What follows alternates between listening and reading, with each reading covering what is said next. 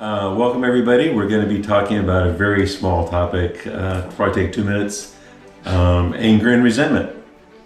So let's kind of my objective is to paint a little different perspective on how to approach that.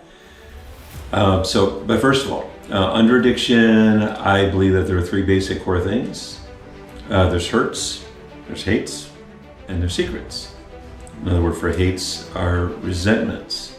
It's a big deal. It's something that goes on the inside that even though you're no longer using, this engine is still going on the inside, creating problems and wanting to escape or to numb because we're not taking care of the issue. So, which leads us to the issue of anger. So, perspective I like to throw on anger is that anger is an indicator that there's a problem that is unsolved.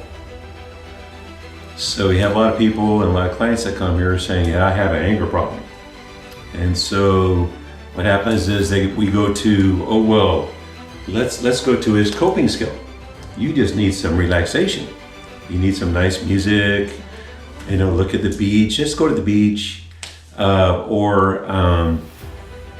just count to 10, give yourself a timeout. And those things are all good. There's nothing wrong with those things. The problem is that they're not solving the problem. So what I want to talk about today is what happens when anger is not solved. Yeah, I was gonna say, have you ever worked with a client where you gave them which are great tools, count to 10, and they went, oh my gosh, I had no idea, anger solved, issues fine? Yeah. Hasn't happened.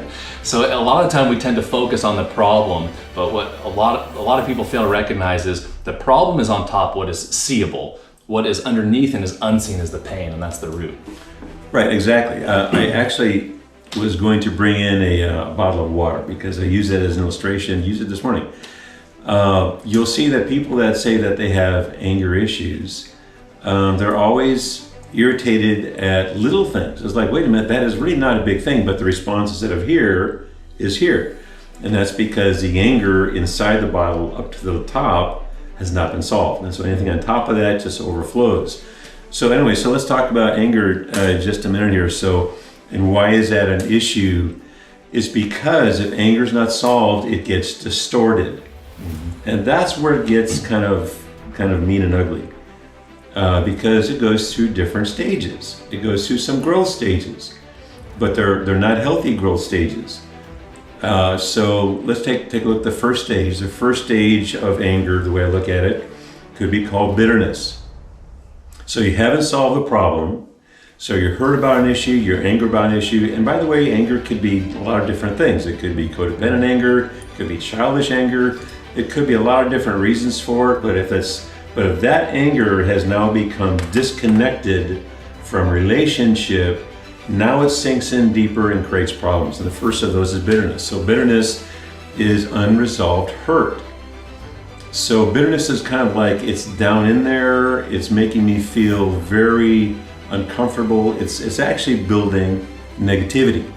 So you can see that people that are negative, they're really negative. You see sarcasm is a real good symptom of bitterness, because what is sarcasm? Sarcasm is just humor placed on top of anger to try to cover the anger but not really address the issue.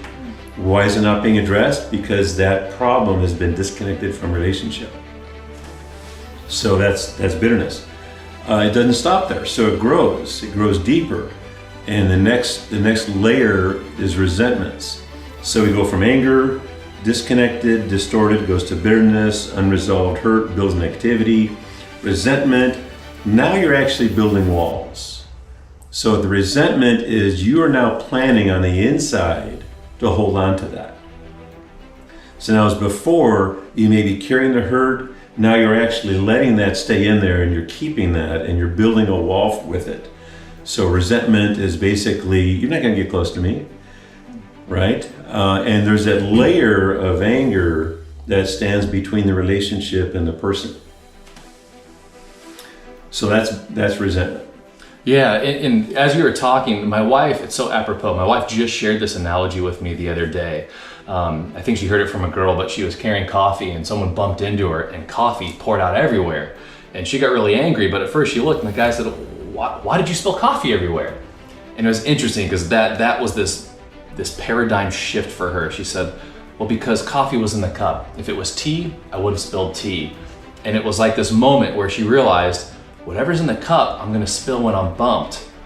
So taking it internally and personalizing it, if I'm angry all the time and someone bumps into me, anger's what's gonna spill out. However, what happens if I move to gratitude or love or peace or forgiveness when I get bumped? And we get hit in life, actually a lot. Right. But that thought process of what is inside of me, what am I full of, that when I get hit, it's gonna spill out. And when she shared that with me, I'm like, oh my gosh, I want to make sure that I am full of all these positive and healthy attributes, if you will. Right. So when I get hit, I'm able to spill over and to give that out. So when she shared that with me, that was a huge aha. Another thing that you touched on that we just went over this in group last week was the power of language. And if I identify as anger is my primary, or it's a secondary emotion, but that's what I tend to connect with the most, no matter what happens, I attach the label of anger to, so I live in a state of anger, as opposed to, I think if I'm correct, they said there's 500,000 words in the English language. It's one of the most diverse languages. And if I look at my primary set of emotions that I tend to use, for most humans is like 7 to 10. So anything bad that happens to me, I'm angry or life sucks, and that becomes my experience and the meaning I attach to it, as opposed to, oh, you know what, I'm not really angry, that's my go-to. I'm hurt, why? Because I feel disconnected or whatever that is. Right. And so of building that vocabulary too. And that's true, that's very good, that's very good. So the anger and resentment part, another way that we try to deal with that is, well, just don't be angry. Just stop being angry. We do goals in our group. So every week we'll have, each client will come up with a goal for that week. And we have clients that put the same thing every week. Anger, anger, anger, anger. What are you gonna do about that? Well, I'm just gonna try to stop being angry. But stopping angry is not solving the problem. Trying to stop being angry is not reconnecting you with people. And that's what the problem is. So it gets worse then. So now we're continuing our downward spiral here, and the next spiral is from anger to bitterness to resentment. Now we've gotten to hate. Now hate is a whole different animal, because whereas bitterness, you're building negativity, and in resentment, you're building walls. Now in hatred, you're building weapons. Because back in your head, what you're thinking is, someday, I'm gonna have the upper hand, and then I'm gonna take care of this deal. And that's a dangerous place to be. Because all of these places, all of these phases, as you can tell, are very disconnected from people. But now the hate place is saying, I will not only never forgive that person, but I've tacked something on. I'm going to give them something else. So if that person ever gets sick, right? If that person ever becomes unable to take care of themselves or is ever in a place of weakness, I'm going to be right there, because I've got all of these weapons stored up to pay back. And that's a real serious problem, especially in recovery. So in recovery, we're trying to get better. We're trying to get free, so that we can have a new kind of life and a new kind of freedom and a new kind of love. Well, you can't do that if you hold in the back of your head a plan to use this weapon to get back at a hurt that was never solved. Yeah, and it keeps, I think it's one of the first videos that you did, it keeps going back to this whole aspect of addiction is isolation. When we cut ourselves off of the community, that isolation, it's incredible how addiction just festers and permeates, as opposed to when there's connection with multiple people through honesty, transparency, working through this stuff. It's incredible in the light, I guess you could say, how things start to thrive. Right. So the way that I identify this, or help clients to identify, because a lot of people say, wait a minute, I don't have any hates. I don't have any resentments, I'm good. Is underneath the line of, so I have them draw a line of anger to hate, and who are you placing in those different phases? And then I have them draw a line under that of hurts. Now, 1 to 10, who are the people that you still are holding hurt with? And once I do that, is there any correlation between your level of hurts and your level of hates? Usually there's a very high correlation. And so then you can tell right away, oh, so that's the issue, that's the unsolved problem. More importantly, like you said, that's the place of disconnection. And addiction is inherently unbonding with a non-relational source. And so to flip that, we need to actually get back to relationship and solve the issues, solve the problems, do the forgiveness, actually have the confrontation with the person using boundaries so that you can express yourself, express your needs, and deal with those hurts. So what I'm hearing as far as actionable takeaways, the tools from this is to go ahead and compile a hurts list.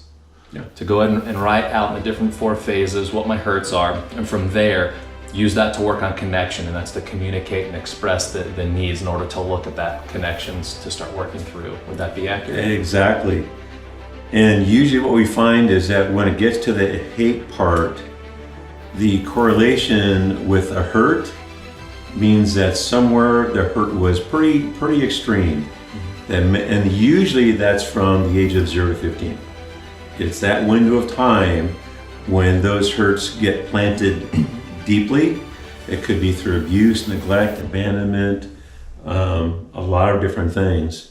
But usually it's those really deeply planted issues that then we have to dig out and give the environment for that client to actually go there. But now they're not going there by themselves, disconnected. They're going there with a whole lot of staff.